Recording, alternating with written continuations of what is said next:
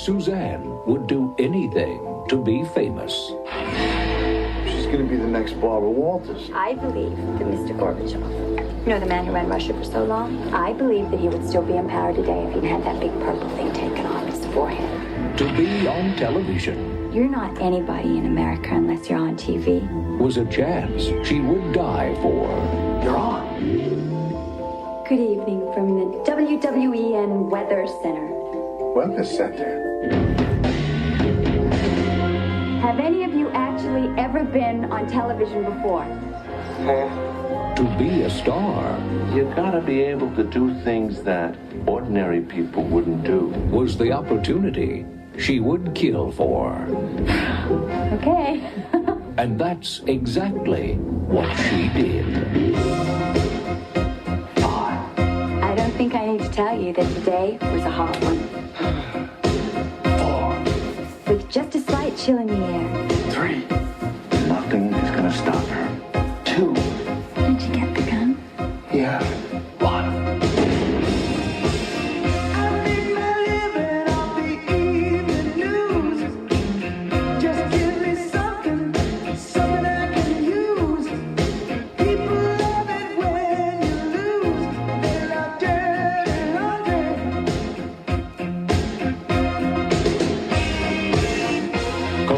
Pictures welcomes you to the real America.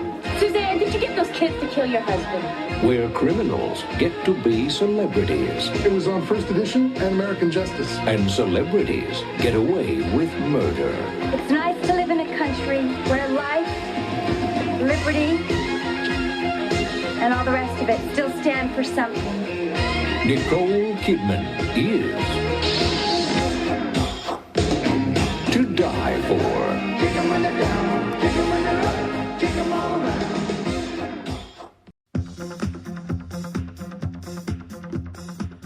Welcome back to the show, everybody. From the House Bonnie Weather Center. See what I did there, Pete? Weather Center. I love that. I love that line reading. Weather Center. Yeah. Welcome back to the show. Welcome back to the show, everybody.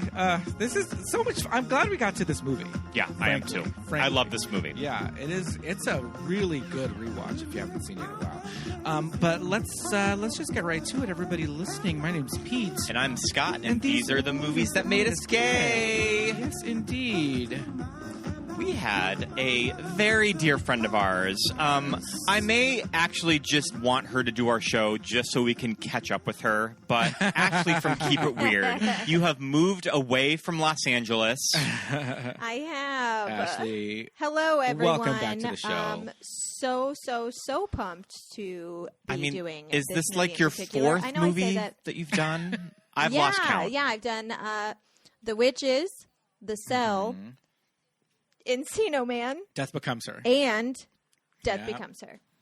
All bangers. So this is going to be my fifth. Oh my God, I'm so excited. All bangers. Yeah, you keep inviting me on for my all-time faves, so I'm happy to be here. So yes, like Ashley mentioned, we watched To Die For, directed by Gus Van Sant, written by Buck Henry. I always forget this movie is written by the writer of The Graduate, but there it is on IMDb, and I always forget about it. Released October 6th, 1995, starring, of course, our Nick, movies that made us gay, superstar. Icon, Nicole Kidman. Yes, indeed. We love her. I mean, patron saint of AMC theaters. Nicole Kidman, very topical right now because she was in a Batman movie. Yes. Batman Forever. We have covered it on the show. Dr. Chase Meridian. Yes. Chase Meridian? The totally normal classic. named Chase Meridian. Totally normal name. Yes. I always say this, To Die For is my favorite Tim Burton, not Tim Burton. Sure. Totally. It's the Danny Elfman score. A great Danny Elfman score, super underrated Danny Elfman score. Pastels. Yeah. The pastels. It gives me very Edward Scissorhands and the dark comedy. Right. Yeah, I'm a huge fan. I think her I think Nicole and her character of Suzanne Stone. I love that name, Suzanne Stone. Suzanne Stone. I think Suzanne Stone's kind of like aesthetic of just like kind of somebody who really wants to be this, media personality, but doesn't quite have it exactly right. Yeah. No, she's sort of like, I don't want to get political, but she's very much so like a Fox News correspondent, where it's like there's nothing behind the eyes at all. Yeah. It's just like a frozen, stony person who is smiling with her face, but nothing like there. not her eyes. Yeah.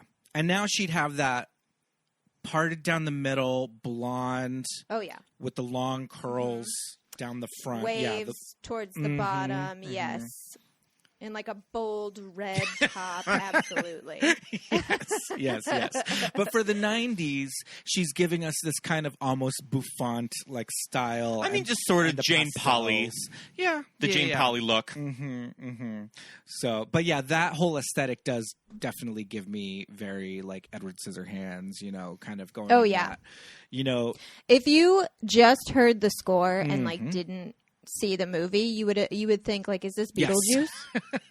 And then a second later, you'd be like, no, this isn't. There's something different about this. It's not the trailer Beetlejuice. opens with the score, and I always think the trailer is sampling Edward Scissorhands. It is not. It is taken from the score. Yeah.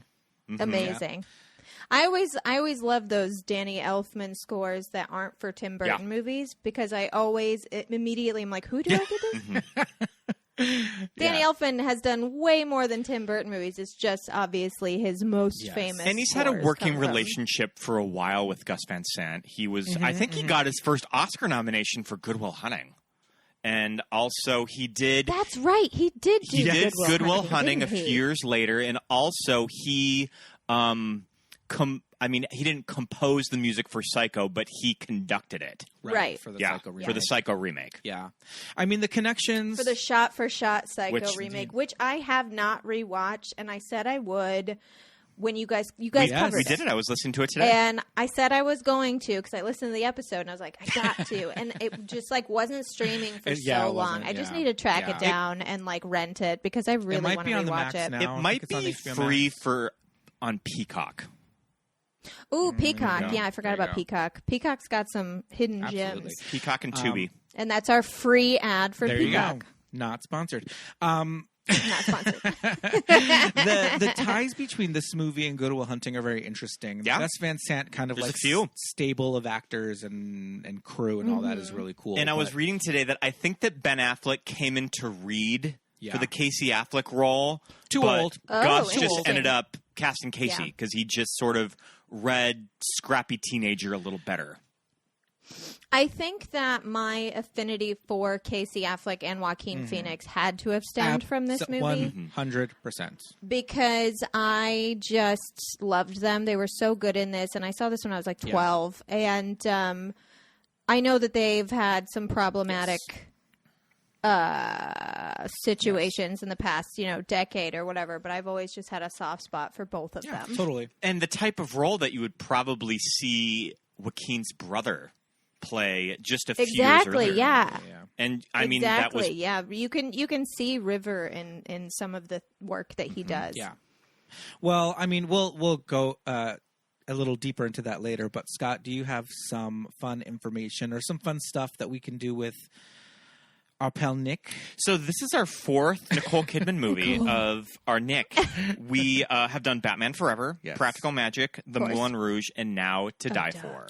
Okay. And I think that I kind of called this segment Leading Ladies when I did our Julia Roberts quiz for Pretty Woman. But here's a kind of a little rundown of all of the Nick stats to see if I want to see if you guys can guess them. Okay. Oh Can you gosh, I'm can you name the most known for titles on her IMDb? There is 4. This is the Moulin mysterious Rouge. internet database algorithm that 4 big Nicole Kidman movies. Have you ever played this as a drinking game? We do it. It's we a do blast. it like on long road trips in the car. Not the drinking game, just when it's really hard is when you say like Daniel Radcliffe. Oh, because you have to guess which 4 Harry Potter movies. And why is it those 4? They have. And why? Okay. I want to say Moulin Rouge has to be on Moulin Rouge there. is the first one. Okay. Yes. All right. Yeah. Her first Oscar nomination makes total sense. Big Little Lies. No, and there's no TV. No TV. And she's done a lot of TV work in the past, 7 years, too. Yep. Did you guys see The Undoing? No, but I love the wig, though. I know, everybody's all about it. We haven't seen I'm it. all about the wig. I need to actually sit down and watch Shocking. Okay, all right. Okay, Moulin I'm going to Rouge. say The Hours. The Hours is there. And another Australia? hint, another Oscar nomination is on here. Is it Australia? No. Doesn't she just get nominated for Did everything? anyone see I saw that? Australia. We saw it. Yeah, we did see it. I saw Australia in the theater. Another nomination. I would be curious to see if you have seen this one. I know that you Is it love the director. the Destroyer? No, but I love the Damn. Destroyer, and she was not nominated for that. She Rabbit should have Hole. been. It was, Oh, Rabbit wow, Fence. really? It's Rabbit Hole. Rabbit Hole.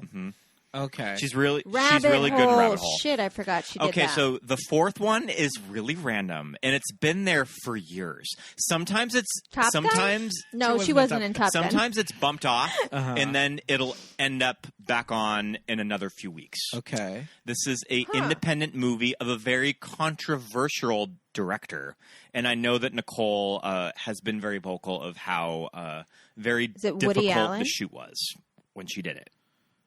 It is not Dogville. Difficult It's shoot. Dogville. Dogville. Have you ever seen Dogville? Dogville? Lars von Trier. I don't think It's I've ever all heard shot on of like Dogville. a theater stage, and it's this woman on the run from the mob, and she ends up in this terrible Wow. small town in the South. I can't with Dogville. The movie's a lot like I all of can't that. with Lars like, von I mean, Trier. There you go. like anything with I that just director, it's a lot. can't. Yeah, there you go. Yeah, I finally saw The House That Jack Built because I love Matt Dillon, and it's a horror movie. I have not- so I was like, I should I have watch not braved it yet. No. Not It's a lot. It's a lot. Yeah, And also connection to handle. to our episode today, Matt Dillon. Dylan. All right. Yeah. Matt So, Dillon. what is the highest grossing movie of her filmography? Aquaman. Batman Forever. No, But Aquaman? It's Is it Aquaman. Okay. it It's made Aquaman. $335 million and over $1 billion worldwide. I didn't see it, so Oh, honestly, she's fabulous in it. Didn't know She's she in was it for about but 7.5 minutes. Yeah. Cool. She that's, has you know, a that's- she's, she has she's the an Beetlejuice incredible of- she has an incredible wig journey in the Aquaman. movie. Yeah. I love a good Her wig wig journey. is pretty good. All right. Yeah. Yeah. Aquaman, for sure. What is see the it. lowest rated movie on Rotten Tomatoes? Batman Forever? No. Nicole Kidman, lowest. This one Practical was Magic. a dud. It is not Practical Magic, but this Oh, one okay. was Because a Practical dud. Magic has a criminally Yeah, low And score this on movie Rotten is a Tomatoes. biopic that she was probably a little miscast in. She was probably too old for it. Miscast. Biopic. And too Pete, old. we have seen this. Yeah. I'm just trying to think of what it is because, as you know, my brain is turning to. She It's plays. not the new. She plays It's an not the actress. Lucy. No, It's not It's Lucy. not Lucy. Lucy. She plays an actress Because that has good reviews. and historical figure She plays an married actress. into royalty. Why can't? Oh, the Grace Kelly movie. The Grace Kelly movie, The Grace and Kelly Monaco. movie, yeah. That I believe that it was. It ended up on Lifetime. Like the Weinsteins just put it on Lifetime. The Weinsteins were like, we got to do something with Yeah. this heaping pile of garbage. And on the opposite end of the spectrum, what is the highest movie of her career on Rotten Tomatoes? This one was surprising, but it makes total sense because I know that people ride or die for these movies. It's a family movie. And they've done 2 of them. Paddington 2. It's Paddington 1. Paddington 1 is the highest rated Rotten Tomatoes movie. And you know, Paddington 2 Nicole has Kidman's filmography. like Paddington 2 is one of like the greatest movies like reviewed on the internet. It's like almost 100%. It's like Citizen Kane level.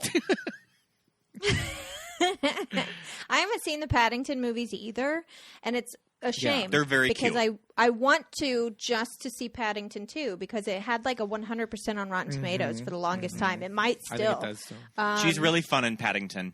She's a taxidermist. She's trying to hunt down Paddington to like stuff him. She's the villain. Yeah. I was gonna say for the lowest rated, I was gonna say The Golden Compass, but you said biopics. I was like, oh, not that. And also 'Cause that that Nick movie's Cage bad. movie Trespass was pretty low. Does anybody remember Trespass? No. I don't remember Trespass is terrible. No. Don't watch it. Mercy. What are her movies that she's made with Tom Cruise? Her ex-husband Tom Cruise. Not Top Gun, but the racing one. Days of Heaven. Days of Yes. Heaven. Thank you. That's the one I was thinking of. Far and Away. Far and Away. Yep. Directed by Ron Howard. Should do another one? One more. Huge. This movie was a gigantic deal when it came out. And it's not Far and Away? It is not Far and Away. A big deal directed this movie. Oh, Kubrick, Eyes Wide Shut. Oh, Eyes Wide Shut. Eyes Wide Shut. I literally just rewatched it like a month ago. I can't believe I couldn't think of that. That movie is sexy. I mean... my go-to Christmas movie. Merry Christmas, everyone. All right, so one last question. Yeah. What okay. are two movies that Nicole had the dropout of, and can you name who replaced her? In two major movies. Oh. I know one. I know the big one. What's the big one? Panic Room, and she was... That's right. And Jodie Foster got the role. She had to... I know that because I saw the TikTok recently of her talking with... Kristen. What's her toe? Kristen Stewart. Mm-hmm. They did... About how they had rehearsed pre-production together work for like with each other. months. Yeah. And then she had to drop She has out. a cameo in the movie that she is the voice over the phone of answering machine. The ex-husband's Really? wife. Yep. Okay.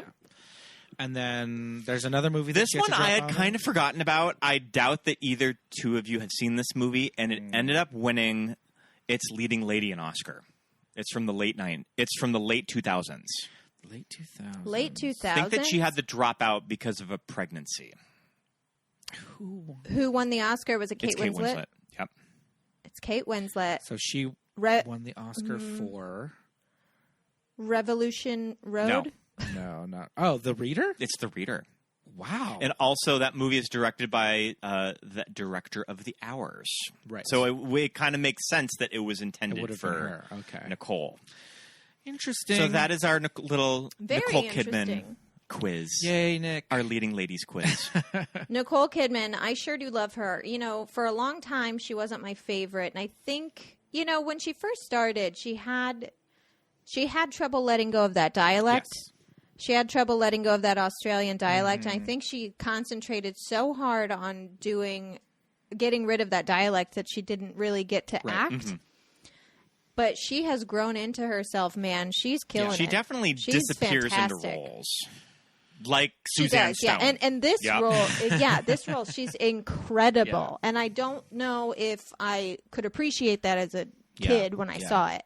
It wasn't until I'm watching it as an adult that I was like, oh, she's fantastic really good, in this movie. She is a megalomaniac. She is a sociopath. Yeah, she's fantastic. So before we get too into the movie, what are your memories of first watching this movie? Because this is kind of our theme of the show of just these really weird, inappropriate movies that you just tended to gravitate to as young people. Yeah. I actually remember my parents had just gotten like a package with like HBO, Showtime, Cinemax, etc.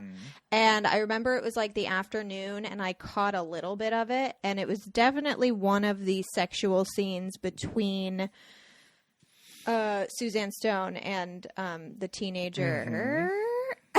And Jimmy. I remember being like, whoa, what is happening? And I turned it off, but I checked and I saw it was coming on that night at like 11.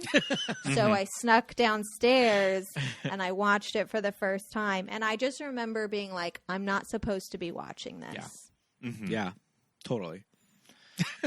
But it was also what was cool about it. So I obviously, you know, I host Keep It Weird, which is a podcast for all things strange and unusual. We do a lot of true crime. This is the movie. I don't think I realized this at the time, but now this is the movie that got me into true crime. This was like my gateway because it's based on a true story. Yeah. So I don't think it says that anywhere in the movie. I don't think there's a based on the true story tag anywhere. No, it just says it's from the novel To Die For, written by Joyce Maynard. Yes. Okay. So I think I had looked up the book and stumbled upon the actual case. And so then it was just fascinating to me to read the details of the case, compare it to the movie. And, you know, I was hooked from there on. So it meant a lot to me. Awesome. Do you remember any of the Pamela Smart case, Pete, when you were younger? Because, I mean, this was sort of a big deal in, like, the early 90s. I remember when the movie came out, that it was talked about that it was based on that case, but I don't really have a memory of the real case actually happening. Well, and the case was a big deal because I believe it was one of the first like publicized cases, like televised, played footage. Yeah, televised. They like played footage on the news and stuff. I mean, OJ obviously overshadowed it very soon after with his case. But yeah, I remember. I only know that because they made a documentary about the case, which is called The Trials of Pamela Smart, I think. And it was on HBO. Okay, so that's a pretty straightforward. Not a very clever pretty straightforward title. So they just Buck Henry just kind of picked and chose from that. Well, actually, it's actually Joyce Maynard, of who wrote the book.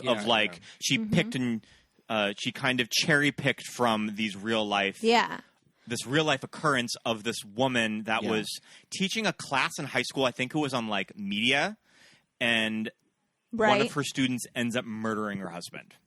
And it's nobody really knows exactly what went on between the students and her. And there were a couple things I know, like when we get into talking about the movie, we can kind of point out things that are fact or, that were as part of the trial. But yeah, because I remember reading years ago Pamela Smart saying that they didn't depict me correctly, and it was like, well, it wasn't really you. Like it was inspired by you, but this movie's not about it. Kind of turns into this own bizarre character piece. So I remember, and kind of like commentary on how we consume media. Yeah. So I remember this movie always seeing To Die For at the video store and just being very fascinated by the box art. The cover I was talk about fantastic. on the show of just having relationships of movies that I hadn't seen as a kid by just looking at the box. And there's just something about Nicole with like sort of just like how she looks. Like she's so sexy. Yeah. And I'm just like, oh my God, is this like a sex thriller? Like this movie is not for children, but I am like fascinated by it. And I don't think I actually watched this movie until I think I was probably about 15, 16. And I think I was probably just going through Gus Van Sant's filmography that I grew up on Good Will Hunting, and I just kind of got my hands on anything that he directed. I watched like My Own Private Idaho, Drugstore Cowboy, To Die For, and I just thought it was really... We had to watch Elephant in school. Yeah. I remember when Elephant came out when I was in high school, and that was a big deal. And I was just very fascinated with his body of work and how all of these movies are very, very different from one another. Yeah. But I like the actors he chooses to work with. I think that he's got a good eye for talent there. I also really liked, I know a lot of people didn't, I really liked Don't Worry, He Won't Get Far on Foot. Oh, yeah. Yeah, we saw that. Jonah I Hill's thought it was really good. Yeah. Jonah Hill's really good. I mean, obviously Joaquin is fantastic, but a lot of people, like, I'm just saying that for the people listening who maybe didn't see that movie because the reviews were kind of crummy. Yeah. It's good. Watch it. Totally. Pete, do you remember first seeing this? Yes. I'm a couple of years younger than Joaquin and Casey, but I was the age that they were depicting. I was in high school when this came out. And I was very aware of My Own Private Idaho at that point in my life. I loved that movie. I didn't get to see this in the theater. I did rent it. And it was that thing where it took me a minute to kind of realize that Joaquin Phoenix was Leaf Phoenix from Parenthood and from Space Camp. I was like, oh, yeah, that is the same person. He has aged. Well, he had blonde hair in those. Yeah, he did. Yeah. Yeah, he was a little blonde. And he was like a foot shorter. He was like a little kid in those. And in this, he was a baby. Yeah, and in this movie, he's grown. And gorgeous. Well, I mean, so here's the thing. Gorgeous. Here's the thing. I feel like so many of my women friends just have this kind of like soft spot for Joaquin Phoenix, right? Especially in a movie like Parenthood. Well, I mean, but I think this movie is the one. Like Parenthood, he was a little boy. In this movie, it's like with that like prison haircut Even with that like stupid like shithead mullet, like which there we go was from the real case because the real guy who killed her husband, spoiler alert, had a mullet. But the thing is, I remember seeing and what him I remember very at the time was like that haircut that he's got now. That's like a fashion haircut. Mm-hmm. You can go to like Rudy's and like a cool guy haircut, a guy or a girl. Both got, it came back. You know, anybody can wear it. It's a cool guy haircut. You know, people ask for it. But in 1995, that was a stupid haircut. Mm-hmm. That was not cool at all. It was like what they're depicting in this movie. Like you're just poor I was gonna say, these idiot. characters weren't the cool kind kids of like in the school. dirtbag heshers, metal kids. Yeah, pretty much. Yeah. They were the trailer trash. But I do think that girls have this soft spot for Joaquin because this movie, he's so cute. And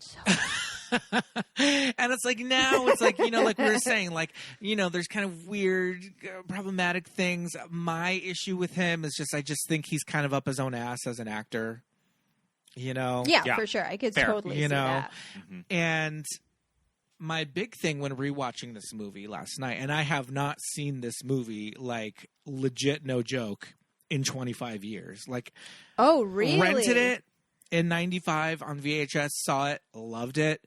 The scene that you are talking about that, you know, made you turn it off and watch again. I mean, baby, that scene, Mama. Was it the blowjob scene? Mm-hmm. Get right out of town. Stop this. Where they're in the hotel room. Stop this now. Mm-hmm. But upon rewatching it last night, it's that thing where I'm just like, all right, Joaquin, this entire performance is a choice, and it is a crazy choice. Yeah. And that choice, I'm here to tell you, is his IQ 40? Is he have the intellect of a 7-year-old? This is not a well person. And nobody in the room is like, is he a little slow? Like, nobody is like, he's not right. Mm-hmm. He's not right at all. He definitely seems... He's playing it like he has developmentally challenged. challenged. Yes, he's playing it like that. Yeah, it's a little... I think that you use the word simple jack. It's a little simple jack. It's a little simple jack. A little simple jack, for sure. Yeah. And it's a choice, and I think that was his choice, that I'm going to do this. I'm going to play this role this way. I feel like... you know, you kind of have to lose yourself in the movie, but in reality, maybe this kid would be just in class with the rest of his classmates, and they, you know, in 1995 they wouldn't have pulled him out. But I think the cops at least would have been like, this kid's not right. Right? Like, you know? Yeah, we can't prosecute him to the full extent of the law. He does not know what's going on. Another thing that I noticed, and I don't know if I'm completely wrong about this, is I think he mispronounces her name the entire movie. What does he say? Her name's like Moretto or something. Miss Moretti, Moretto. Miss Moretto. He doesn't say it right. He says like Meadow. He says like Miss Meadow. He says it wrong, honestly, but I think it's a choice. I think it is a choice, and I think it was maybe a good choice because there's a reason she targeted that particular student, and it was a, you know, class reason, and also probably an intelligence reason. And she knows that the Casey Affleck character is stupid enough to go along with it. Yeah, he's not going to say shit.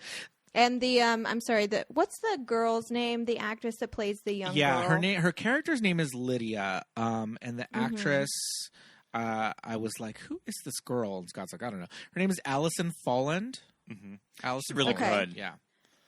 She's fantastic. Her relationship with Suzanne is very fascinating too. Yeah. Super fascinating. It's almost, she even says at one point in the movie, she says something about latent lesbian vibes or something like that. So you do kind of wonder if it's, you know, obviously she looks up to Suzanne Stone a lot, and she, you know, there's constant talk about her weight, which she's not overweight at all, but she's, you know, got baby fat on her. And so, like, is it just... you know, that she looks up to her so much, or does she have some sort of crush on her as well? Like, it's never really answered, but... The class issues in this movie are crazy to me, watching it, because it's set in New Hampshire. And just the way Suzanne and her family kind of interact with and talk about Matt Dillon's family, and it's like, okay, they're Italian. Yeah. To me, I'm like, they're white too. I know. I don't know if they mentioned what her parents do, but they own the restaurant. The Matt Dillon's parents own the this restaurant. Yeah. They make a living. It's fine. But it definitely seems like her parents felt that she was slumming it. Yeah. And that Matt Dillon was going to be a phase. And I love the character of Janice Moretto, played by Ilena Douglas from Ghost World. Oh my God. I think she is so brilliantly cast in this movie. She is. And I even said to Joe the other day, because we watched Cape Fear. We rewatched Cape Fear. I haven't seen the Cape Fear remake in years. Yeah. And I was like, is it Ileana or I don't know. I always thought it was Ileana, but I don't know. I think I it's actually Ileana. don't know either. Yeah. It's one of those things. But Ileana Douglas, I told Joe, I was like, is she one of my favorite actresses? Because I swear to God, every time she's in something, I get so excited. And some of my favorite movies, we got Stir of Echoes. My favorite 90s movies, at least, Stir of Echoes. To Die For. Ghost World. Cape Fear. Ghost World. She fucking killed it. I loved it. She's from a showbiz family, and I think that she has Scorsese connections, too. Oh, okay. That makes sense. Oh, interesting. That would make sense. But she has very captivating eyes. Well, yeah. Just she a very interesting actress to look at. Yeah. Yeah. And she always kind of plays a little bit of a... kooky's not the right word. But she kind of always plays like the black sheep.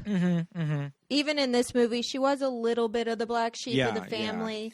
Her, every time she had an accomplishment, it was a little bit looked over. For Matt Dillon's accomplishments, which were like nothing. He's the boy. Actually, I had written down her first line is one of my favorite lines in the movie. When she's asked, like, how would you describe her? She was like, 4 letters, and it begins with a C. Cold. And then she says, cold.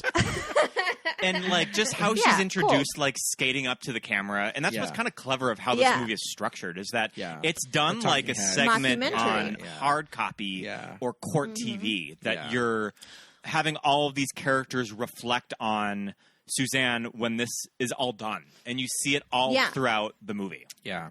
And that's something that, like, if you weren't given that at the beginning of the movie, because the beginning of the movie, the credit sequence is rolling over a bunch of, like, newspaper clippings of the actual crime. So you know what's coming, which is interesting because I feel like if they did not do that and they just played it straight, you would not know where it was heading. Going. Yeah. But I think the mockumentary style, what's so genius about it in this movie is that we then get that huge reveal at the end. Yeah. With her segment, her confessional or whatever that you think is part of this thing. I was whole time, I'm just like, is she in prison? Nope. Where she wouldn't have like she's these the star. She couldn't have these earrings if she was in prison. She couldn't have this jewelry, so it can't be prison. What's going on? Yeah, love it. It's great. Another subtle thing about Ileana Douglas's character, incidentally, just a lesbian. I think so. Am I crazy? Am I on Lonely Island with this? No.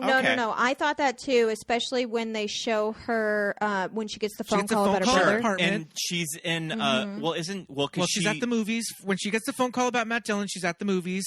Is she dating one of her ice-capades, like, coworkers? That's kind of... I think so, because the one girl's washing her hair in the bathroom. She's cleaning out the hair dye in the bathroom sink. And I love the character is just, like, a figure skater. Yeah. But didn't quite make it to the Olympics, just had to settle for ice-capades. Yeah. I love that. Which is still really good. To go on it's tour with I can't do a job. Touring, I can't do it. I couldn't do it. But yeah, I felt like I was like, okay, these are Gus Van Sant little clues that, because again, this is 95, so he's going to include this about her, and it's just going to be something that we as the audience can pick up on or not pick up on. Yeah. And it's just there to show that, or infer or not exactly. infer. And she's just a character, and if it is part of her background, he wants to make it as a non-issue as possible for once in his movies. Yeah. So that's what I took from the friend. No, I can see that, and all from her kind of like. I have never thought of that, but it makes total sense. Yeah. So I want to talk about the initial casting of when the script was going around. Yeah. It was offered to Meg Ryan. I can't. And they offered Meg Ryan a lot of money. Did Meg Ryan miss out? Like, could this be Meg Ryan's big Oscar nomination? Maybe. And I think it's funny because Nicole Kidman really had to hustle for this role. Like, she had to track down Gus and really sell him of that I am the woman for the job. I have to play this role. Like, it was meant to be. I definitely think the role went to the right actress yes. in that case. But I think I would be interested to see Meg Ryan do this. Agreed. Sure. Especially at this time of her career where she wasn't really making movies like this. She was making stuff like Sleepless in Seattle or Addicted to Love. Yeah. Yeah, this would have been a real turn for her. So... Well, and Nicole Kidman, too. Nicole Kidman it was a big deal for her. Known for, Well, I think that's kind of why it was such a big deal for Nicole to get cast, because I think up until that point, she was really just, playing... the most famous actor in the world and his wife. Interest. Yeah. She's playing the second fiddle to Tom Cruise in life and in like a handful of movies. And so she was like, romantic interest, a little bit of a kind of a Kelly Preston, R.I.P., kind of a, not really taken super seriously acting wise. And this was really the first thing that they were like, oh no, she's the real deal. And I always talk about watching Entertainment Tonight and the news magazine shows, the entertainment magazine shows of the time. And whenever they would talk about this movie or bring up this movie, the clip that they would show is her dancing in front of the headlights. Oh, to Sweet Home Alabama. In the rain. Yeah. To Sweet Home Alabama. Yeah. I mean, it's a performance that, when you see it when you're a teenager, it's just, she's the lead in the movie. Yeah. And then when you see it as an adult, you're like, oh, she's doing some work here. Yes. So past she's guest. extremely cool. So past guest and friend of ours, Ben, I noticed on his letterbox that he said, is Nicole Kidman doing an impression of Meg Ryan? I thought it in a couple of scenes, especially in the classroom and on the weather. I was like, I could see Meg delivering it like that, but would she have delivered it like that? Because it's so. See, now I just watched it today, this morning, and now I want to rewatch it with that in mind. Ben you know what? Ben Cheeves mentioned that on his letterbox Absolutely. review. I thought the same as I was watching it. I can see it because I can see her, doing the toothy smile into the into the closed mouth smile, which is a very Meg Ryan thing to do. Yeah, no, I could totally see that. And that might have been something that she was directed to do, too. Yeah. Like, Gus Van Sant could have been like, listen, this is what I was looking for. Do a Meg Ryan impression. Yeah, totally. But yeah, I thought that was interesting. Who was, were there anyone interesting picked to play the boys? Well, I think Matt and Matt Damon and Ben read for the Casey Affleck role. But I feel like even in 95, they were too old. A little too old. Yeah. And pretty. Yeah, well, that's the thing, because they were very pretty boys. Pretty boys, yeah. They didn't have this look that these kids, these like shithead kids. Yeah, these kids, and down to the wardrobe, the haircuts.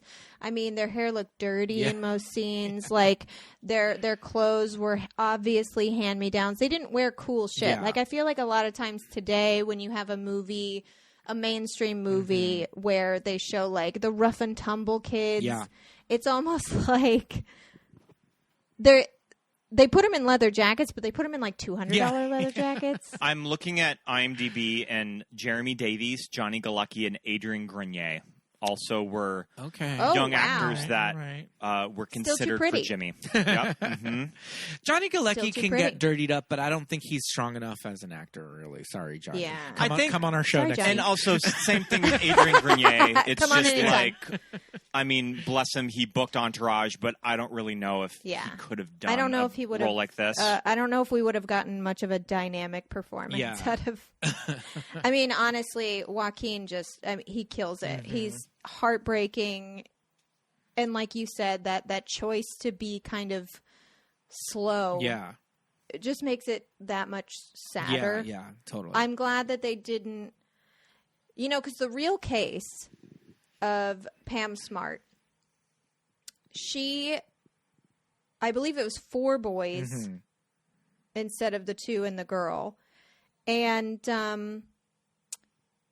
it's interesting looking back on it as an adult, because when I was younger and I read about the case, I very much so fed into like the prosecution's case, which was that she was this older woman manipulator who was seducing this child, blah, blah, blah, blah, blah, which absolutely she was a 22-year-old that slept with a 16-year-old. That's not okay. Yeah.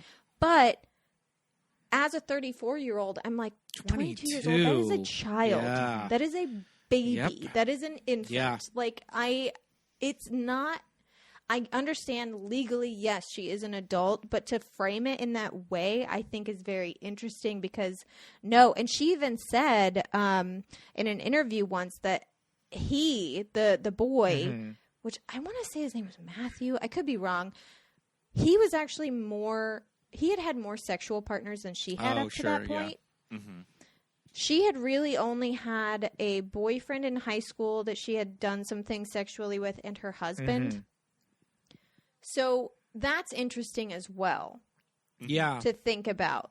Yeah. That I feel like he wasn't, a virgin or whatever. Like it's just interesting looking back as an adult. Yeah. Do I think that she shouldn't have gone to prison? No. However, it is. I'm also watching for the first time Impeachment. American Crime Story just got added to Hulu, and that's another situation where, like, as a kid, it was like Monica Lewinsky was a grown ass woman to me. Yeah. And like now, it's like no, she was 23. Yeah. Like at 23, I could have been manipulated into anything. Yeah, totally. I think that age to be a teacher in high school is like a bad idea. Yeah. Yeah. Bad idea. Well, she wasn't actually. And that's a misconception a lot of people have. They think Pamela Smart was a teacher, but she was not a teacher. Okay. I always thought that she was like a media instructor in like a high school. Maybe she's like a teacher's aide or something. I'm not sure, but a lot of I remember her saying I don't know where people got that I was a teacher. Okay, sure. Because so many tabloids and news radio, whatever, were saying that she was a teacher. And she's like, I wasn't a teacher, but still, don't sleep with children. And it's almost kind of, is it like a Tanya Harding situation of that? She probably casually mentioned, I really don't like my husband and I wish that he would go away. And were these students just this kid and his friends were like, okay. Yeah. So she'd never actually said, shoot my husband. Yeah. Well, and in the film, the motivation is simply that she wants so much more out of life. She wants to move to where? Los Angeles, New York? Yeah, either or. Yeah, she just keeps saying yeah, she wants to be, Diane let's Sawyer. Say I'm she wants New York. Let's say I'm in LA kind of thing. Yeah. Yeah, she wants that. And her husband is very happy taking over the family business. He just wants to pump out kids. And she's like, she doesn't see a way out of it. Yeah. And they're very, very clear that she manipulates these kids in the film, obviously. But in real life, I remember she says that the reason she started sleeping with the 16-year-old was her husband actually cheated on her. He had a one-night stand. And that's what she credits to this relationship starting. Sure. And she does say that she never told them to kill her husband, blah, blah, blah. And, of course, what do we fucking know? Behind closed doors. Yeah. Maybe she did. Maybe she didn't. But I do... Oh, go ahead. No, I was just going to say I do like that they that you saw behind the scenes in this, and they made a very clear choice of like, nope, she manipulated these kids into doing this. Interesting thing on Pamela Smart, and then we'll get back to the movie, is that all the boys, they're men, they all are out of prison on parole. They served their time. And she's still in there. She's still there. Wow. Yeah. It's crazy. Yeah, there's a lot of, I know there were a lot of, famous feminists that came forward saying that it was unfair. But here's the thing. It's not just that they killed your husband. Like, I know she didn't commit a murder, but it was like conspiracy to commit murder. You also had a sexual relationship with a minor. On top of all of this. I get it, though. Yeah. On top of all of this. It is really hard because I am sitting here like she was 22. Yeah. Like, bad decision upon bad decision. real bad choices. Yeah, bad choices. Does she deserve to die in prison? I don't know. Yeah. But yeah. It's interesting because our character, Nick, Suzanne, is Suzanne Moretto. Suzanne Stone, her maiden name. I would keep my maiden name too. That's a Suzanne badass Stone name. is a great Oh, name. yeah. Great news name. Such a good name. Great the news superhero at 7, name. The news at 7 was Suzanne Stone. Also, you go first. I was just going to say, I feel like, to me, upon rewatching it again, you get this very, you get this feeling that she's playing this person that she's just, at the beginning of the movie, she's just super motivated. You know, she wants this girl job. boss. Girl boss. Girl boss of the 90s. She's going to go in. She's going to, she's going to get on TV. She's going to do whatever it takes. But, she never, she doesn't sleep with Newman. She doesn't, do anything that salacious at the beginning. But then at one, after he finally hires her, when she wears him down, and we get the great montage of all her outfits. We talked about this costume designer this costume designer did the clothes for Psycho. For the Psycho remake. And how we're really obsessed with everything that Anne Heche wears in the Psycho remake. But I feel like the point where I kind of things kind of shifted a little bit to me was when she's working late, and Newman is like, we're leaving, you can go, this is your project. And I'm thinking, she's probably not getting paid extra for this. She's doing all this stuff for her. She's just utilizing their resources just to do this dumb documentary she's making. And Newman's like, we want to go home, dude. And she's like, no, just leave. I'll lock up. It's fine. And he's like, okay. And then he says to her, well, Suzanne, I sure pity the person who says no to you. No one ever does. And she just kind of says it offhanded, nobody ever has. And that's the first time that I'm like, okay, that's a little sinister. That's a little sus. I think also a big character turning point is when she's on her honeymoon. Oh, well, yeah. And she goes to the journalism convention. And it's that scene with George Segal. Yeah. Well, she lies to her husband. She's like, I can't be out in the sun, but I want you to go on the boat. And then she goes to this convention. I also think it's interesting because the character has a very inflated idea of herself and her talent. Because really, once she's doing the news and doing the documentary, it's not very fine. Exactly. Good. Yeah. What exactly is this? Yeah, she doesn't have that thing that she so desperately wants to have. Even when she's, interviewing the kids in school, she's kind of awkward. She doesn't really know what questions to ask. And then when she's doing the weather, she's absolutely bananas. I mean, especially the fucking broadcast of the night of her husband's murder. Where... Very clever, by the way. Yeah, really good editing. Wanting to commit a murder. I'm going to be on TV. I was on TV. How could I? It couldn't have been me. Couldn't have been me. Honey, I was literally you. on television. But even that was just the people in the newsroom with her looking at her what the fuck? Yeah. She's just unhinged. She has this image of herself that is not what she actually is. Yeah, totally. And it's that balance of being super smart and calculated in a way that she's playing everybody around her, but she's just not surrounded by the sharpest tacks. Yeah. So of course you can be the smartest person in the room when you're in a classroom with those high school knuckleheads. students. Yeah. Yeah. So yeah, and also, you know, the way she said that, like you said, that like no one's ever said no to me before. I mean, you see the way her parents treat her. They're the kind of parents that call her like, "This is my princess. She gets whatever she wants," and it's like, oh, I'm sure she's going to grow up to be fine. Yeah.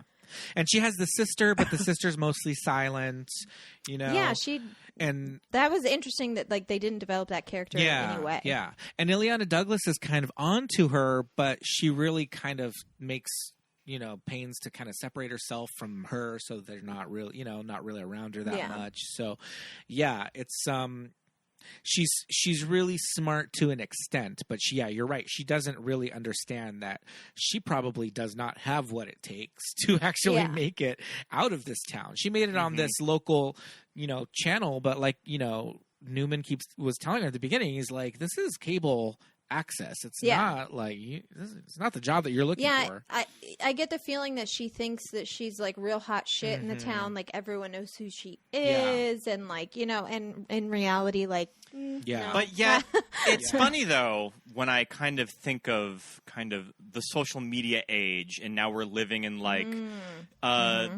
Kim, like anything post Kim Kardashian of just being very mediocre talent-wise, but because you're beautiful, you sort of get pushed to the front of the line.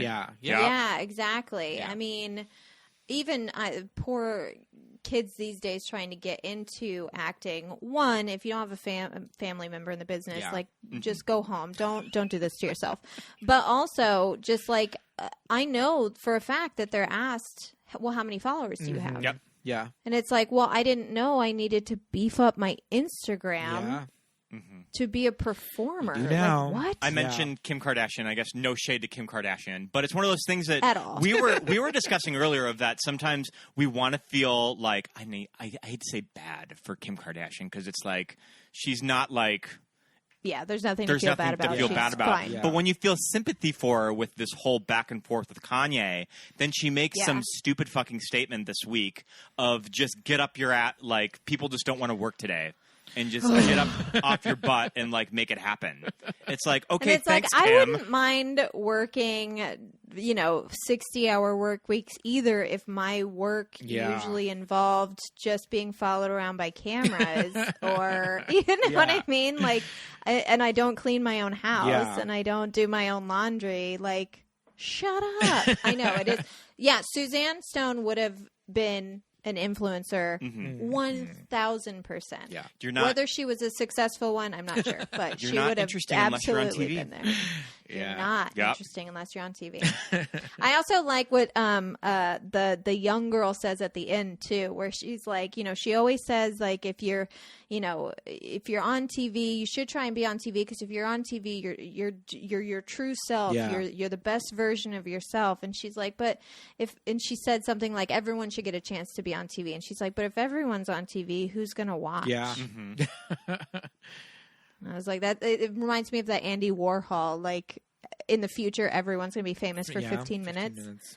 And therefore, like, no one's famous. Yeah, totally. And that kind of feels like what we're living in today. And kind it's like, what is fame? You mentioned earlier about there's something about Suzanne that seems nice and approachable and a really great person on camera, but you're right. There's just something dead behind the eyes. Yeah. And it reminds me of all of the thoughty Instagram accounts that we all follow of just gay guys that have their shirt off, like smiling with some inspirational quote. But it's like, quote. you can't talk to this and there is person. something a little dead behind their eyes that you really can't put a finger on what's unsettling about it. Yeah, and it's interesting, too, seeing her off the camera and outside of the confessional and when she's not trying to manipulate these kids, especially the scene with Ileana Douglas where she's like, oh, by the way, Ileana Douglas says, like, I got this big kind of role, and she's, like, kind of telling them about this role, and her parents are like, that's great, like, good job. And Suzanne can't stand that the spotlight is on anyone else. Yeah. And she's like that several times in the movie. She just cannot stand that someone else would have a success that needs to be celebrated, or like all eyes have to be on her all the time. She's miserable. Yeah. She's miserable. And when she invited the both sets of parents over, and she like played it off like she made this dinner, and then later on, Matt Dillon's mother finds out that she didn't cook it all. You're just like, oh my god. The parents are very interesting characters. The daytime talk show that they're on. Yeah, I love those bits. And how you kind of, this is all clearly after the fact. We find out later on, they say things about like, that's the last time I saw her. And, at this point we know that, the husband is dead. She's gone somewhere. Yeah. But every now and then they make some funny remark about the dog or something cute or silly. And they just laugh. And then they cut to like Dan Hedaya and they're just like, my kid's still dead. Yeah. Yeah. What are we talking about? Dan Hedaya, big year for playing like father figures in '95. Yeah. Was that Clueless? Clueless. Yeah. Yeah. Dan Hedaya is so good in this too. I mean, talk about like an actor from our childhood of just like Dan fucking Hedaya from Addams Family. Was he Tully from Addams Family? Yeah, Addams Family. Yeah. Was he in Night at the Roxbury? Yes. He's the dad in Night at the Roxbury that runs the fake flower store with Lonnie Anderson. Oh my god. The parents are very interesting. Suzanne's parents, Kurtwood Smith and Holland Taylor, just playing that like, kind of Red Foreman. Red Foreman, yeah. And there's a shot where they're at that dinner party and she like walks in between or bends over or something and he is like staring directly at her ass. Her dad? Yes. I don't remember that. There is a shot where she bends down right in between the camera and him, and Red Foreman just like, it's right in front of his face. But is he staring because he's like, oh my god, what is my daughter wearing? Or is he staring you can't tell. It's ambiguous. Hachi machi. You can't tell. Yeah. Because she's wearing like a tight skirt. Yeah. Yeah. It's very interesting. It's early in the movie too. So you don't have kind of a feel for like, where the parents, relationships and yeah. It's very interesting choices. But yeah, I do love the framing devices of these, the talk shows and the. And I'm not super familiar with the book, but I would imagine that is probably something that the screenwriter added to the story. Sure. Yeah. Mm-hmm. Oh yeah, that would be interesting to find out. Actually, I've never read the book. So Joyce Maynard, do you know what her sort of claim to fame in the literary world is? Ashley, she had an affair with J.D. Salinger. No. Yeah. Mm-hmm. I didn't know that. Yeah. Oh, how juicy! Yep. Yeah, that's some juicy scoop. But was it one of those things that she was like super young? Because I feel like I don't know. I feel like I read that she might have been very, very young, or that there's like a big disparity in age between her and J.D. Salinger. I think, but yeah, that's very interesting. But has she written anything else besides this? She wrote the book Labor Day. Labor Day. They made it into a movie with Kate Winslet. It is the Sexy Pie movie. Oh, the Sexy Pie movie. The Sexy Pie movie. One. Yeah. When we went to Labor Day at the ArcLight in Hollywood, we were given Pyrex pie dishes. Pie dishes. Seriously? For seeing it their opening day. And we got two. Wow. They gave us each one. I was like, sure. They were like, you can have two, one each. I was like, yes. Yeah, of course. I'm not going to turn down this pie dish. And that's... So at this... Go on. Oh, I was going to say that whole story is that like Josh Brolin is like he escapes from prison intruder, and he ends up like staying with this mother and her teenage son. And is it good? It's okay. It's fine. They make a sexy pie together. Yeah, and they make a sexy pie together. Well, that's where I was going to, because at this point in the movie where we're at is when the sexual relationship kind of starts. Yeah. And I like that they didn't hold back. I know a lot of movies with this. Another movie that's good with this is Notes on a Scandal. Yes. Where you actually see the sexual relationship between. And I wonder if it. I'm trying to think of I'm sure there are. A movie where the roles are reversed, where the man is older and the woman's in high school. Sure. Well, of course, there's like Lolita. Right. There's Lolita. I'm sure there's a ton. There's Poison Ivy. Babysitting, Poison Ivy. Yeah, okay. Yeah, there's several. But I do like that they didn't, they could have very easily just alluded to it. Yeah. But they show you sex scenes. They show you semi-graphic sex scenes between the two. And it's uncomfortable. Yes. And it's meant to be.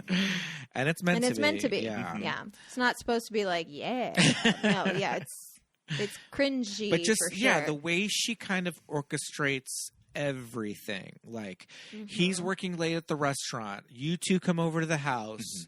Now we're going to dance. Have a drink, have a little something to this. And, the dog needs to go out. Go take my dog for a walk. Go take the dog out. Yeah, why don't you take my dog for a walk? And then she's alone with Joaquin Phoenix's character. And then even just, planting the seeds in their head that she's so unhappy and that then it comes out, he hits me. My husband hits me. My husband, I even think at one point she says, like, he's going to kill me.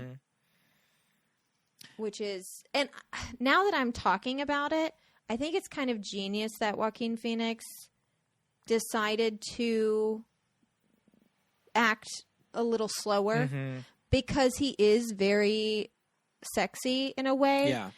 And I don't know if the sex scenes would have been as uncomfortable if he had been playing like he was all, like he was like mentally all there. But like mentally, he was very much so like, almost a child. Innocent, He doesn't have any follow-up questions for any of this.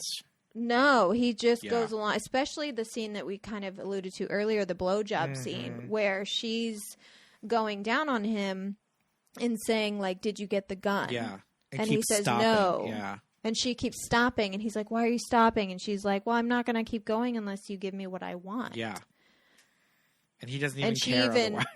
Yeah, and he's, God, can you imagine, like, being at one of the horniest points in your entire life, and this beautiful woman is going down on you, and, like, of course, he's going to say whatever the fuck you ask of him. Yeah, it's dark. And I think the Casey Affleck character is just, like, such a asshole that, like, he wouldn't care, No.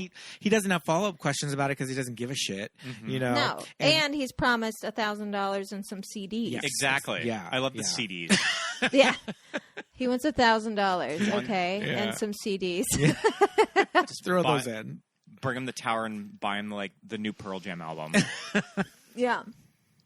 I mean, CDs even in the 90s were $20 for one CD. So he was probably on the right track. Yeah, I get it. And you didn't have, at that point, I don't think you had LimeWire or Napster yet. Yeah. Like, you needed the CDs. I get it, man. Yeah. And the girl, Lydia, she didn't really ask questions either. Lydia's just happy to be there. Well, Lydia's happy to be there, and she's living out this fantasy of going to Los Angeles with Suzanne and becoming her assistant, too. And that was another thing, too, that Suzanne had told, what's Joaquin Phoenix's character's name, so I don't have to keep, thank you, Timmy. That was something she told him, too, like, you could be a sportscaster. Like, you would be, your voice is great, which, like, no, it wasn't. It was really bad. Yeah. Like, there's no way he would have. And she was filling his head with, like, you'll come with me, too, and I'll get you into sports radio, and you'll have this big career. And he just thought, you look at their lives, and they all live in dumps. Yeah. Casey Affleck was, like, at one point, that's actually what led them to him. Wasn't he like fishing, shucking clams or shucking whatever? Clams. Yeah, with his father, who at one point did you notice him over the Did head. You notice one of the police officers that arrests him is Joe Jr. from While You Were Sleeping? I didn't. It's Joe Jr. from While You Were Sleeping. It is Joe Jr. from While You Were Sleeping. Oh my God. That's kind of an interesting part of the movie because that's when it takes a complete turn. Because after the murder takes place, after they kill Matt Dillon and they run away, and then now all of a sudden Suzanne Summers wants nothing to do with them. Yep. Yes. Which was part of the plan. Like, you're going to do this, and then we can't talk for a while. Yeah. And it's Suzanne like, okay, Summers. but Suzanne Summers, what do I call her? Suzanne Stone. Suzanne Inventor of Stone. the She's still selling her thigh masters. She's hawking the Thigh She could have Master played while this she's role. She might have been able to pull it off. But yeah, so like she becomes very cruel. Yes. Yeah. Switches on a dime. And she will not speak to them. Yeah. She tells them that she's like, what are you talking about? Like, where did you get that idea that we're friends? Mm-hmm. We're not friends. If you were to diagnose Suzanne, I mean, this is kind of like a narcissist, right? I was going to say narcissistic personality disorder. Yeah. She's cold as ice. Yeah, it's very interesting when she just turns on them like that, and that's when Lydia is just like so like heartbroken, and you know, she wasn't there, you know, for the actual like murder, but she was part of it. She knew what was going on. Yeah. She knew that they did it. And again, she thought, you know, this guy's physically abusing her. Yeah. Might even kill her. Yep. We're really saving her. And she also has a little bit of a crush on Suzanne, too. And I think she might have a little bit of a crush. Really, I do. Didn't the real Pamela Smart case have some, like, recordings and some Yeah. There's the scene in the movie where the cops... They've caught on to her because they stake out the house and they see Lydia and Timmy come to the door, and Suzanne basically like shoves them off, and they're like, "What's going on?" They find the seashells in the home. They find the fingerprints on the gun. They basically were like, the messiest crime. Like, there's no way you were going to get away with it. But the cops also knew, like, she had something to fucking do with this. Yeah. Like, why is she talking to these kids? So they wired Lydia and had her meet up with Suzanne at the mall. Yeah. I love that scene. That conversation. Yeah. Oh, my God. The way she just goes back and forth. Oh, pulls so her good. aside, and she totally gaslights her to her face. Yep. You listen to me. I never gave Russell any money. Do you understand? The way I remember, it was your plan all along. You and Jimmy, you had this crazy fixation about me, and you were getting some kind of perverted kick out of the whole idea, like people with your sexual problems tend to do. And Russell went along with you because Russell is basically an evil little fucking scumbag.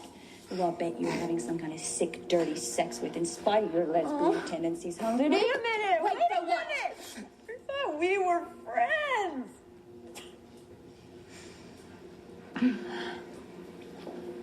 Well, okay then. You take some advice from a friend. You keep your fucking mouth shut. But yes, so the real Pamela Smart case, there were tapes like this as well, where like Pamela Smart said something like, you know, you would be an accomplice to this murder. Yeah. Like if you're involved, like you would be an accomplice to murder. Like you'll go down for it too. Yeah. And her defense of those tapes was that she was trying to go undercover to find out stuff as well. So she was playing I see. like she knew more than she did. And like, if they probably put Suzanne on trial after the events of the movie, if she were to survive this movie, she would probably say something said the same thing. Very, very similar. Yeah. Now, okay, did she end up going to trial in this movie? Well, yeah, because they show them. There's that scene where right after She's that leaving they're the leaving courtroom. what looks like to be a trial because all the paparazzi and the newscasters are saying like the tapes were inadmissible. Yeah, for some reason. Okay. Oh sure. yeah. That's right. Yeah. Because right. You can't tape someone without their knowledge in that state in New Hampshire. So they said it's entrapment. Yeah. Yeah, they said it was entrapment. They couldn't submit the tapes to the trial. So basically, in the movie version, she gets off. Yeah. While the two boys are charged. Casey Affleck's character gets a lesser charge because he took a plea deal. And Timmy, Joaquin Phoenix's character, gets life in prison plus 30 years, I think is what they said. Yeah. But that was another part where Suzanne is just fucking cold and evil because she then says, "Oh, I think my husband got involved with these kids because he had a coke addiction." Yeah.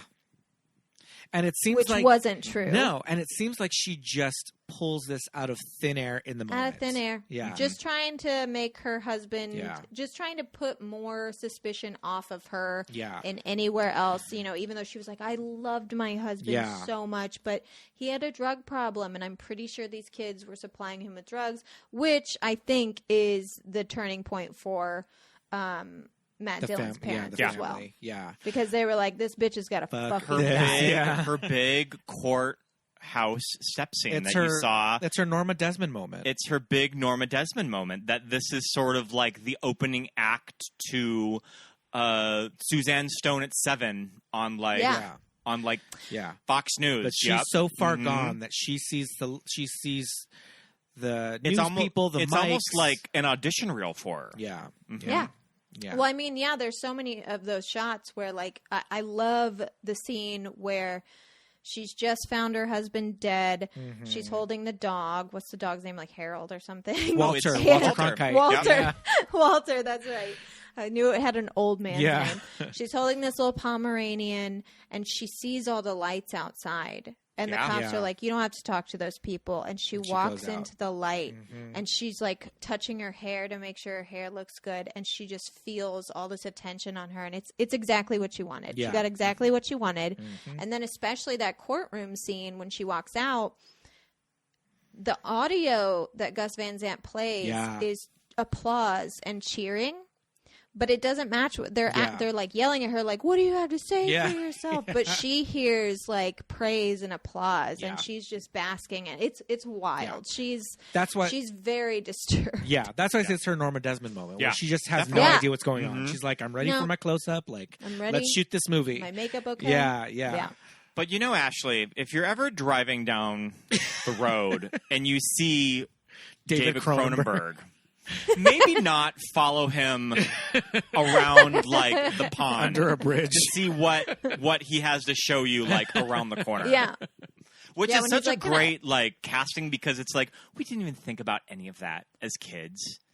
And now, I didn't know who that was. When we watch it now, you're just like, oh, girl. Like, you in danger. This is the last person. Molly, you're in danger, girl. You in danger. Do not pick up David Cronenberg on the side of the road.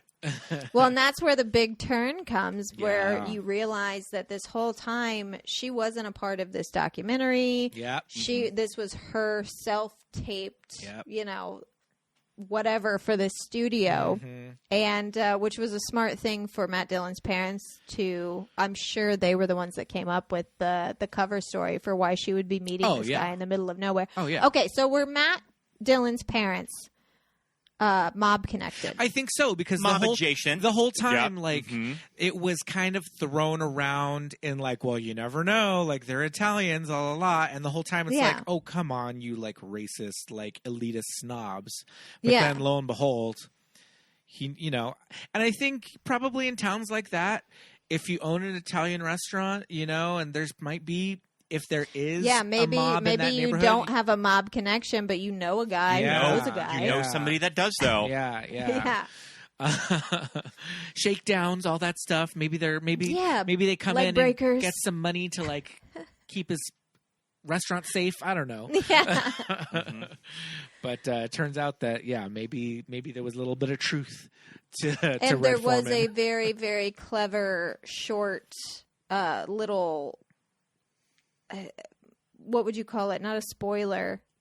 Towards the beginning of the movie, where you see a shot of the shed and a scream. Yeah, and then it just sort of moves on, and you're like, "What the fuck was that? What the hell was that?"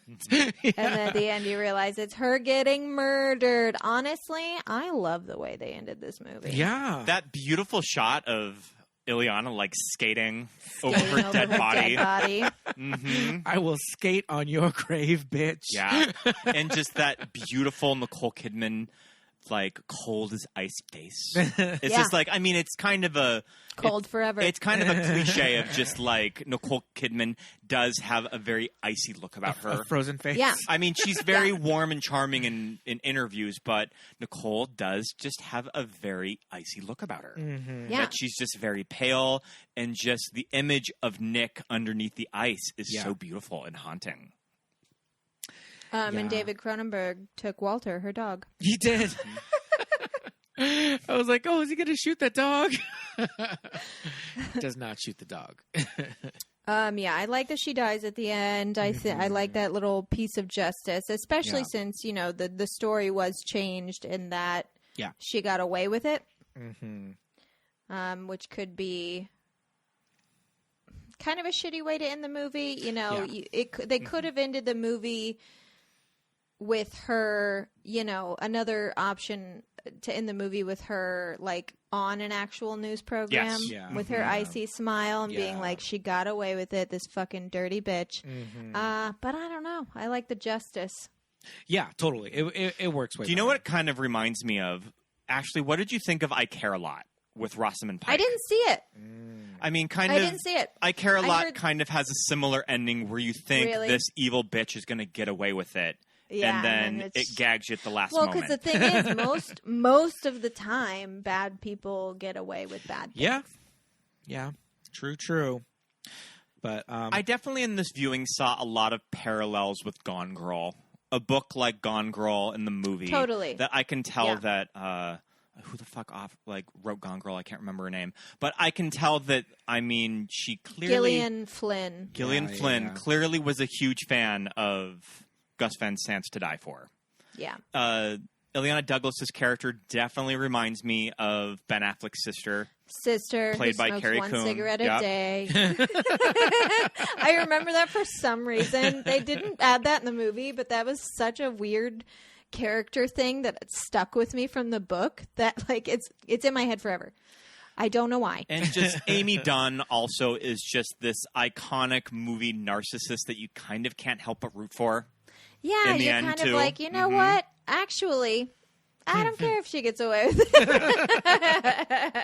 Ben Affleck's such a shit in that movie that it's Rosamund like, and Nicole definitely know how to play these sociopaths, but make them interesting. Yeah. Yeah, there was that meme that went around a while ago, and Nicole Kidman, Suzanne Stone would have fit in perfectly with it. It was like, if you look up to these women, or like, these women aren't women to look up to, and it was, what's her toes from Midsummer, and Rosamund Pike from Gone Girl, and it was all those types of roles. And I was like, first of all, these are all my personal idols. Yeah. Second of all, but yeah, Suzanne Stone would have fit in right up there with him. Bunch of boss bitches. Yep. Yeah. Listen, we've put up with too much for too long. And it's time we get our comeuppance.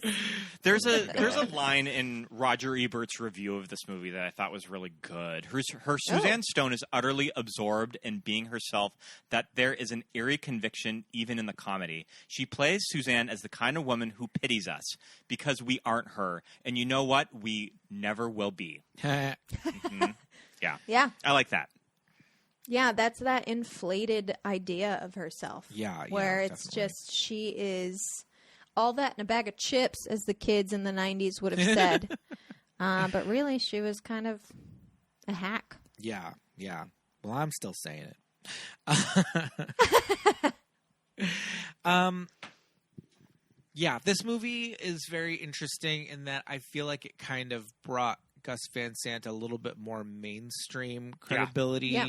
Up until that point, he was very much an indie director. Well, I think he was coming off of Even Cowgirls Sing the Blues, which was a massive bomb. So he I was probably going to say that's like his lowest rated movie he's ever made. So he needed something that would get him a lot of critical write-ups. And Nicole Kidman won the Golden Globe. She was BAFTA nominated.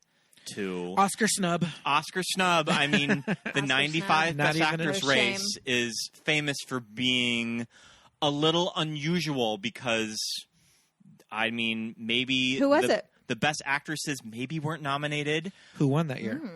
Well, actually, no. I'm thinking of the 94 Oscars. Ooh. Excuse me. Oh, come on. How dare you? Get your shit together. Susan Sarandon won for Dead Man Walking, which was just kind of a big career win. Yeah.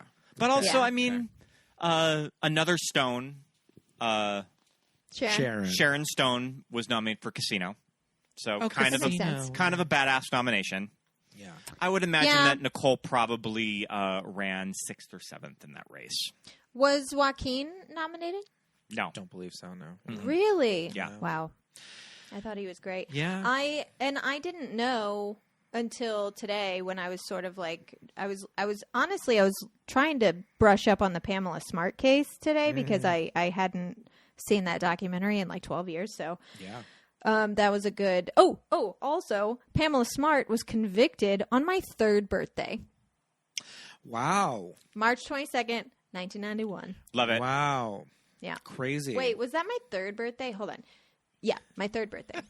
I had to do the math where it was like, so in 88, I was 0 years old. I was 0. Yeah. In 89, I was 1. You never know years old. Yeah. But upon, reading about To Die For and Pamela Smart and whatever, this movie was actually a studio success. Yeah. Which I didn't realize, obviously, because I saw it on, Cinemax fucking kind of 8 years probably later. modest budget, too, that it Yeah. was able to gross back everything that they For made sure. it for. Yeah. Mm-hmm.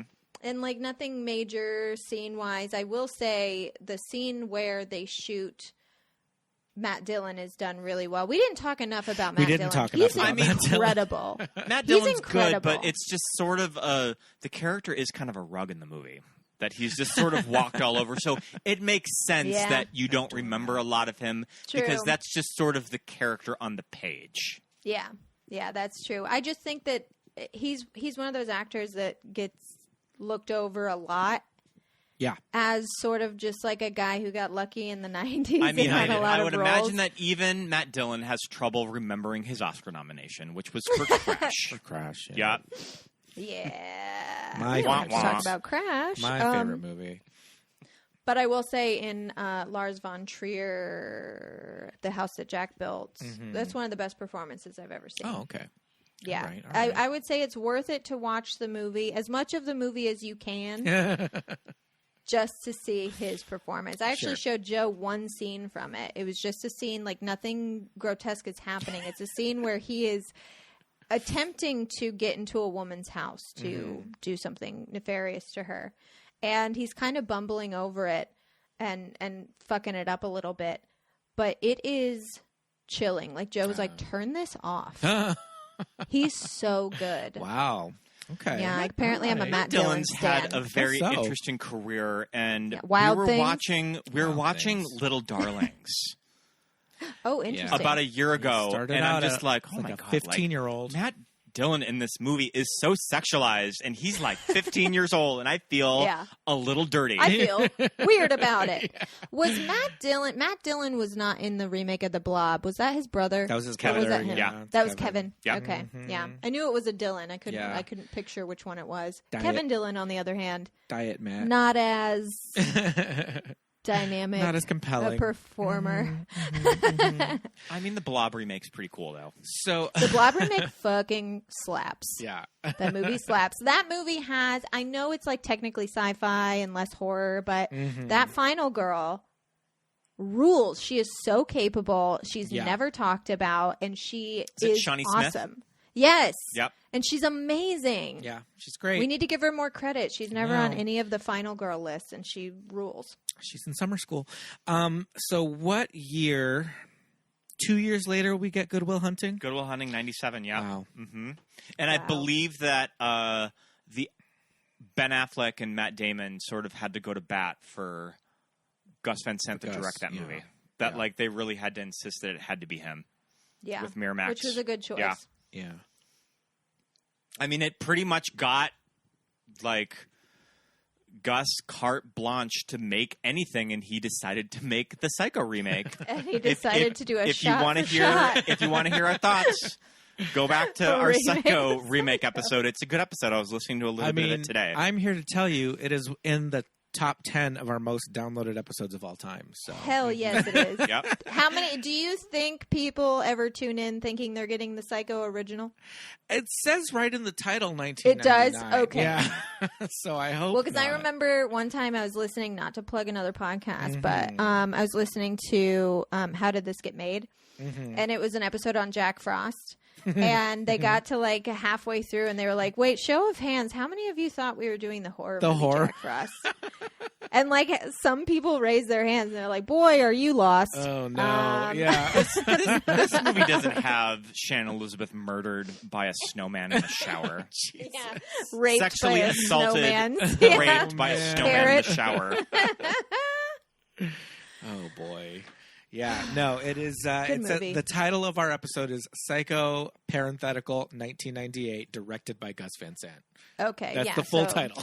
Man, you can't be fooled. No. Gus Van Sant's had such a fascinating career because he's Yeah, had he has. major studio movies like Good Will Hunting, like Milk, and then he just has the weird Paranoid Park, Last Days, Last like Days, the not Kurt Cobain movie. Yeah. Just these movies made for like $50.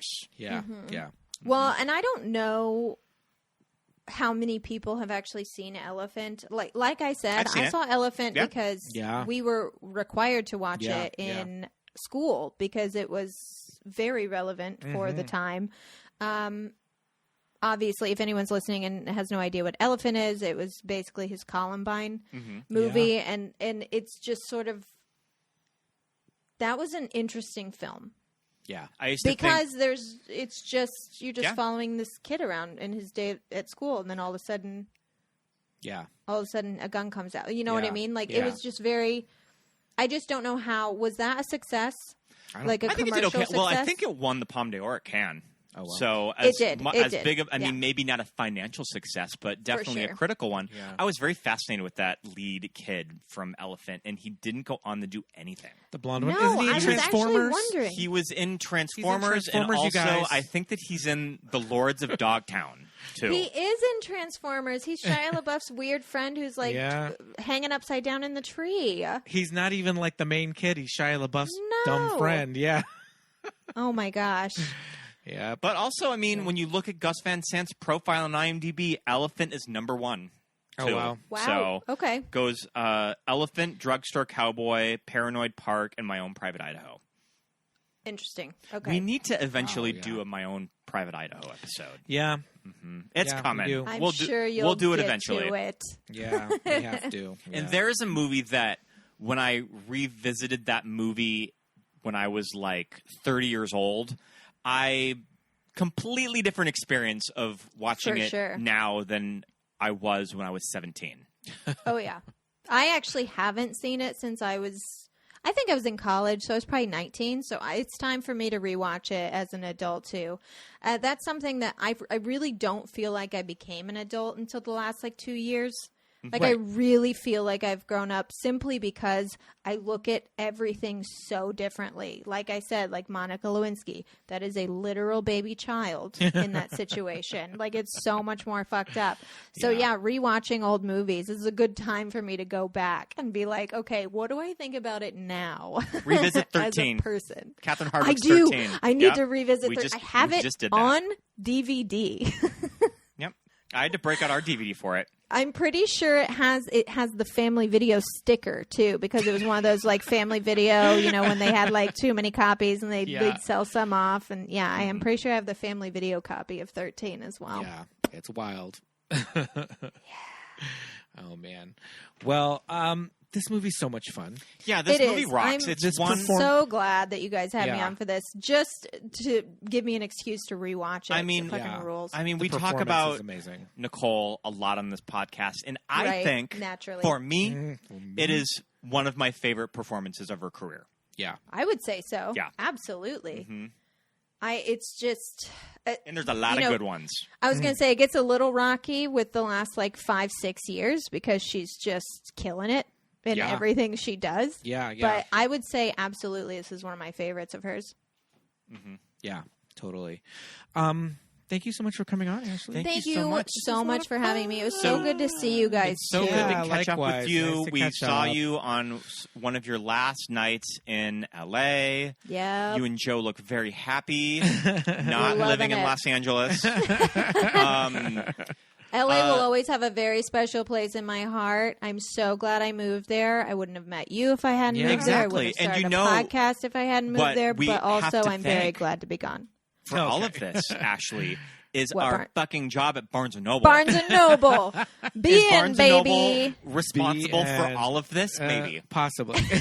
Barnes & Noble doesn't even know what they've created. Listeners, everyone go out and buy a Nook. Yeah. I worked with Ashley at Barnes & Noble in Burbank, and I transferred there from the Pasadena store that was closing, and I think that I worked my first shift with you there. Probably. I was there all the time for a while. Billy's come on our show. Mm-hmm. Oh, yeah. Bunch of BN alums. I've had several. Yeah, if you listen to Keep It Weird, I've had so many Barnes & Noble alums. Mel, Billy, Dakota. And they're all on the show. Helped ourselves out on this podcasting journey of like the last 5 years, Absolutely. too. I mean, if it wasn't on this show, it was for Pete's previous podcast, VSTV. Yeah. Yep. Well, speaking of which, why don't you tell everybody where we can find you and Keep It Weird? Yes, please. Yeah, listen to Keep It Weird. We're on wherever you get your podcasts, iTunes, Spotify, Libsyn, TuneIn, YouTube, if you want to watch on YouTube or listen on YouTube. Nice. And you can follow us on Instagram, Twitter, Facebook at Keep It Weirdcast. This week we're doing a series on the apocalypse. And next week, I believe, we're doing haunted buildings that shouldn't be haunted, like skyscrapers and malls. Okay. Interesting. Why are there dead ghosts in a mall? What's going on here? If I was a ghost, I could think of, I think haunting a mall would be pretty cool. That's the thing. Is I feel like mall is my answer for a lot of things, like zombie apocalypse. Dawn of the Dead seemed dope. I'm going to the mall. Ghost, haunting the world forever. Haunt a mall. So many things to do. Yeah. The people watching alone. But thank you guys so much for having me on. Thanks for coming on. Yes, indeed. Well, we'll do it again soon. You're always one of our very favorite guests. Absolutely. I love you guys. Love you too. And until we meet again for another episode, it's time to say bye. See you later, Ashley. See you later. Bye.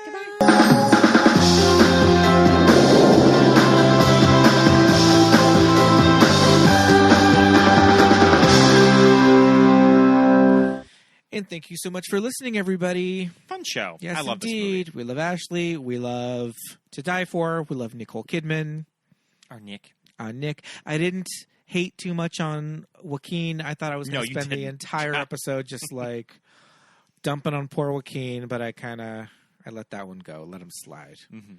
He was just a kid when he made this movie. I think that when this episode comes out, it's going to be after the Oscars, so... Sure. Maybe Nicole will have her second Oscar. Possibly. I don't know. I mean, Jessica Chastain's coming for that lead. She's coming in hot. Oscar pretty hard. She's coming in hot. I mean, Jessica deserves it. Yeah, I'll be glad either way. You know, I kept thinking of Tammy's Terrific Teens during all of the classroom scenes. It's very Tammy's Terrific Teens. Absolutely. Of the TV show that she's going to hang out with them. That she's pitching to the television network. Yeah. Well, just as long as that Olivia Stolman doesn't win, I'll be fine. Oh, I don't think she's going to win. I don't think so either. Mm-hmm. But I think it's just about that time. Patreon shout-outs? Time for some Patreon shout-outs. We want to say a great big hello and thank you to all of our patrons. Melanie, Christopher, Russ, Seth, Esperanza, Nicole, Susan, Barry, JJ, Layton, Shelby, Michael, Chris, Paul, Jamie, Drew, Jimmy, Genevieve, Dawn, Josh, Emma, Melly, Aaron, Melinda, Jim, Jessica, Nick, and Shannon, Christine, and Rufino. Thank you so much for being patrons. Mm-hmm. And all of you, if you'd love to check out our Patreon, head over to patreon.com/movies that made us gay for all of our additional content on the Patreon. If you want to contribute just for a month, drop $10. You'll get the highest level, and for 30 days, you'll be able to listen to each and every commentary track, of which there are, I believe, 19. And you'll get access to all of the newsletters. They're all posted. Probably around the time this episode airs, we'll have another one. We'll have a new one. And the newsletters are really funny. I can say that because I write them myself. So, I help. So head over to Patreon to check that out. We'd also love it if you would like and subscribe. Hit 5 stars. Yeah. Like and subscribe. Give us 5 stars. Leave us some kind words. We would really appreciate that. You can do 5 stars on Apple Podcasts. And if you don't have an iPhone, you can do 5 stars on Spotify. You can give a 5-star rating now. And leave us a review. we will read the review. We haven't had a good review in a while. So get on over and do that before I drive to Best Buy and leave us a fake Shadow review on one of their unlocked iPads. Sometimes when we're walking around Best Buy and I open up the iPads and their podcast apps, I usually just put our episode on, just so we'll get one more listen, and give us 5 stars, Yep. and write a review. No, we don't do that. Maybe we will. But head over to Apple Podcasts and do that. And you can also follow us on socials. We are at Movies That Made Us Gay on Instagram and on Facebook. And we are on Twitter. MTMUG Pod. Yes, indeed. You can follow us personally. If you want to follow me, my name is Pete. I am on Instagram and Twitter at Peter Lasagna. I'm Scott Youngballer on Instagram, and follow my letterbox. Yes, indeed. So thanks for listening, everybody. We will see you next week with another steaming, piping, hot episode. Until then, bye. Bye.